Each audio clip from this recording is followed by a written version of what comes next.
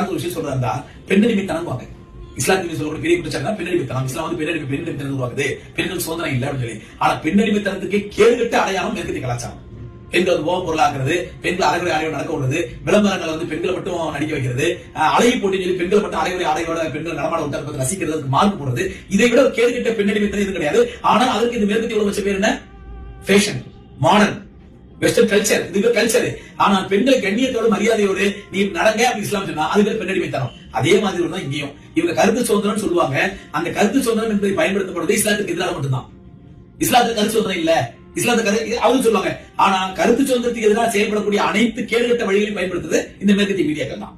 ஒரு விஷயம் சொல்றாருந்தா பெண்ணடிமைத்தனம் வாங்க இஸ்லாத்தின் சொல்லக்கூடிய பெரிய குற்றச்சாட்டு பெண்ணடிமைத்தனம். இஸ்லாம் வந்து பெண்ணடிமைத்தனம் உருவாக்குது, பெண்கள் சுதந்திரம் இல்ல அப்படின்னு சொல்லி. ஆனா பெண்ணடிமைத்தனத்துக்கு கேடுகட்ட அடையாளம் மேற்கத்திய கலாச்சாரம். பெண்கள் வந்து போக பொருளாக்குறது, பெண்கள் அரைகுறை ஆடையோட நடக்க விடுறது, விளம்பரங்கள் வந்து பெண்களை மட்டும் நடிக்க வைக்கிறது,